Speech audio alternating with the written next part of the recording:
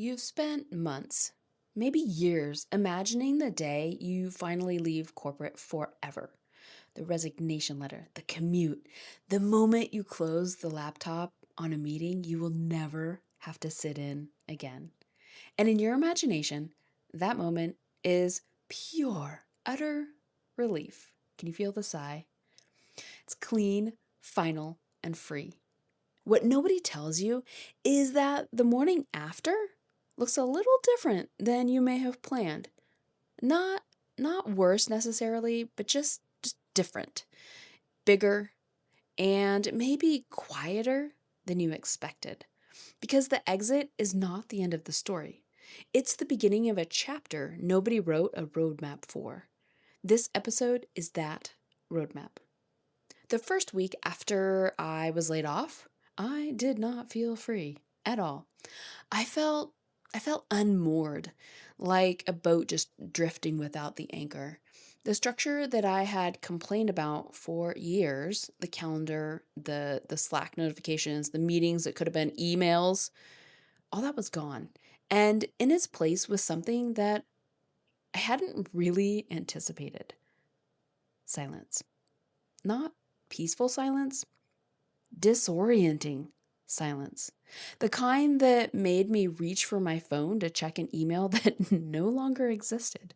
The kind that made me feel like I was forgetting something urgent every hour of every day. I had organized my entire sense of self around a structure that had just been removed, and without it, I didn't know what time lunch was even supposed to be. I didn't know if I was being productive and how to measure that. I didn't know how to measure the day to see if it had even been a good day. I'd been using corporate as my operating system, and the operating system had just been completely uninstalled. It was so fucking jarring.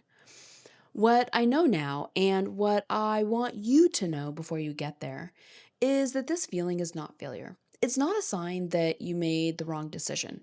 It's not evidence that you need to go back to corporate. It's just a transition. And as sucky and unfortunate as transitions are, they're supposed to feel like this before they feel like freedom. It's always a little bit off. Think of other transitions that you've had in your life. We have to give our nervous system time to really adjust to that new normal. The first 90 days after leaving corporate are a specific kind of just strange. There's relief, genuine physical, like cellular level relief. The Sunday night dread, the scariest, they come for the first few weeks and then they slowly start to fade away. The tight chest before Monday meetings disappears. You start to sleep a little differently. You breathe a little differently. These things happen fast and they are real, but there is also disorientation, and that is real too. You won't know what to do with unstructured time at first. Totally normal. Not because you're not capable or self directed, but you've never really had it. You've never had to do it for yourself. Corporate filled every hour with something, no matter how dumb and stupid it was. Even the bad hours were full of stupid spreadsheets or dumb conversations. You'll feel like you should be doing more because the corporate definition of productivity was always volume, constant output, visible busyness. And that definition is still running in your system even after the job is gone. You may feel a version of grief, not necessarily for the job, but for the identity that your job provided you. For the answer to that question, what do you do? You no longer have it and you have to figure out how to replace it. For the calendar that told you you mattered because it was full. None of this means that the exit was wrong. It just means that the exit is real. And real transitions produce real disorientation before they produce real freedom. Before you left, the fears lived always in the future tense. What if the money runs out? What if the offer doesn't work? What if you were wrong about being able to do this? After you leave, the fears move into present tense. And that is a very different experience entirely. Here are the ones nobody mentions in that inspirational content that you like to scroll through. You have the identity fear. You built an introduction around your title for over a decade. So without it, you don't know how to explain yourself at dinner parties, in networking conversations, even in your own head. The blank space where your title used to be is uncomfortable in a way that you never really anticipated. The productivity fear. Without a performance review, without a manager, without metrics handed to you from above, you have to decide what counts as a good day yourself. That sounds like freedom. At first, though, it really feels a little bit like vertigo, if you've ever had that. The worthiness fear. Corporate validated your worth through compensation, promotion, the size of the room that you were invited into. Those external validators are now all gone, and you have to build an internal system for knowing that you're enough. And that takes longer than just 1 quarter. It takes a little bit of time. The visibility fear. Building income requires being seen in a way that corporate never asked of you. You were invisible inside the company. You could hide. You were valuable, but invisible really to the mass overview. Now you have to be findable. This is a new and uncomfortable exposure that you have to get used to. None of these fears mean that you've made the wrong decision. They just mean that you are human. Congratulations. And you're doing something new and different that requires you to grow into a bigger version of yourself that the one who sat in those meetings couldn't ever dream to be. It's just growth. The fears are not a stop sign, but a growth sign. And here's the part the inspiration content does get right, just maybe not so immediately. Around month 2 or 3, something starts to shift, and you'll feel it internally. The Tuesday morning with no alarm, it becomes real and not just imagined. You wake up without dread, not without responsibility, but the quality of the responsibility is different. It's yours. You chose it. Nobody can restructure it away from you. It's just a really different way to wake up, and your body, at least for me, it started to wake up on its own at the same time as my alarm would have normally gone off. Super weird, super strange, but super cool. You start to notice what you actually like to do when no one is telling you what to do. This is mind blowing. The work you gravitate towards in your first free hours. Those are the problems you find yourself solving on a Saturday morning, not because you have to, but because you truly want to and you're so excited to. You start to introduce yourself differently, not by your job title, but what you do and who you help.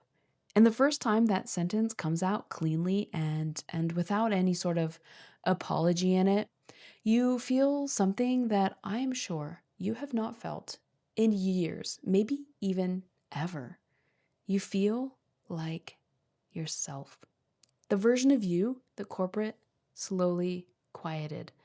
The one with opinions, the standards, the ideas you stopped voicing because, frankly, the room couldn't hold it. So you became quiet.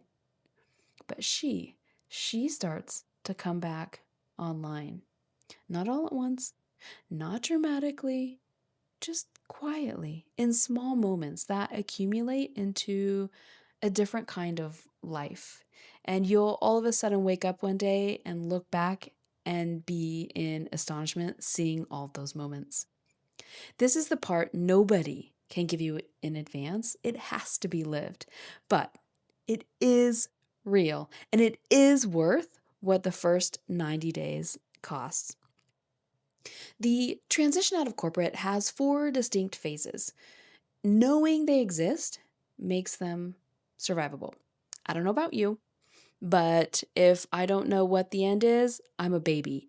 If I know that there's an end and this is a definitive end, I can push through anything. We have phase 1, the exhale. This is weeks 1 through 4. The first thing that happens is relief. Your nervous system starts to regulate. The chronic stress response that's been running in the background for years, that thankfully begins to quiet down a little bit. This phase also contains the most disorientation. You aren't yet in momentum, you're just out. So it's okay to feel off often. Just embrace that and take some care for yourself. What to do? Let the exhale happen. Don't fill the silence immediately with productivity. Give your nervous system time to learn what safe actually feels like. The building comes next. Then we have phase 2, the reorientation, months 1 through 3. This is where the identity questions get the loudest. Who am I without this title? What does a good day look like? How do I know if I'm doing enough today? This phase is uncomfortable, but very, very important. It's where the corporate operating system gets uninstalled and you begin to build your own from the foundation. What to do? Establish your own rhythm. Decide what your version of a productive day looks like, not corporate's version. Create a structure that you choose rather than structure that's imposed on you. This is also a good place to dive into your human design to figure out what your natural rhythm is. Phase number 3, the build. And this is usually months 3 through 6. This is where the income work gets real traction. Your first offer, your first client, the first dollars from something that you own and you're not in corporate anymore. This phase is where the exit stops feeling theoretical and really starts feeling true. The evidence begins to accumulate and you start to feel like you're on some solid footing again. What to do in this phase? Focus on proof, 1 client at a time, 1 offer working before you expand to 2. The momentum comes from completion, not from planning. Phase 4, the integration. So this is around month 6 and onward. This is when freedom stops being something that you are just adjusting yourself to and starts being something that you're actually living inside. It's a wild feeling internally. And you just show up to life different. I can't explain it. You're just different. The non-negotiables you set become second nature.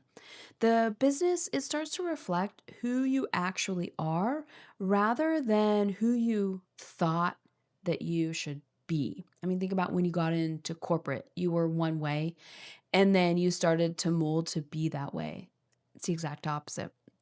The identity rebuild that felt terrifying at the beginning has been happening quietly through the building, through the evidence, through the accumulation of days that feel like yours, that you're in control. Freedom is not a destination that arrives on that magical exit date. It is a practice that builds in the months afterwards. The first 90 days are not a test of whether you made the right decision. They're a test of whether you trust the decision that you've already made. The one who goes back, who has to return to corporate within the first 6 months of leaving, almost always goes back in phase 1 or 2, before the build, before the evidence, before the freedom really has a time to become real and settle out.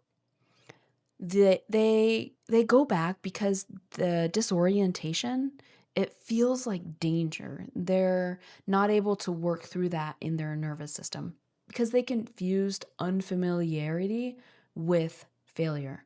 because nobody told them that what they were feeling was normal and that it actually has a time limit.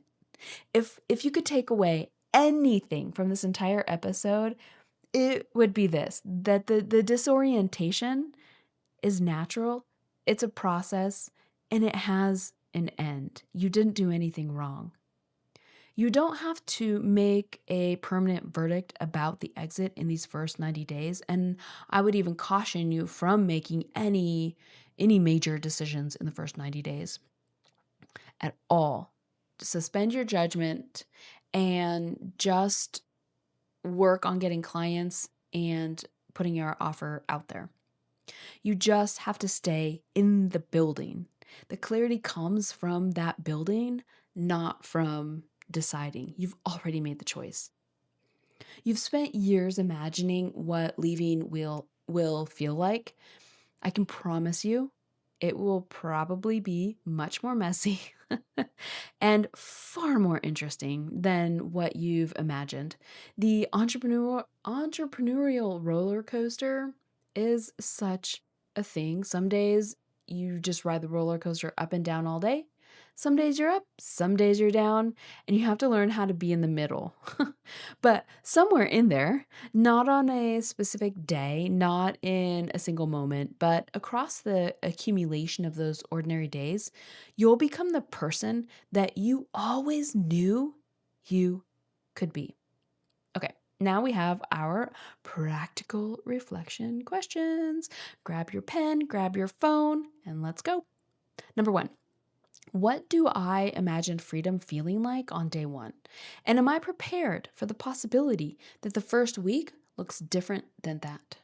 Number 2, which of the 4 fears, identity, productivity, worthiness, visibility, do I anticipate being the loudest for me personally? Number 3, what is my plan for phase 1, the exhale? So I do not fill the silence immediately with frantic productivity. Number 4, what will I use to measure a good day when no one is giving me the metrics? Number 5, what would I need to believe about the disorientation to stay in the building instead of going back? If this episode is making the exit feel more real, not less, that makes my heart absolutely beam with joy. The Corporate Exit Launchpad walks you through building the income before you need it. So the first 90 days have a foundation already underneath them. It is only $47 and the link is in the show notes. I'm Shannon Baird, and this is The Clean Exit.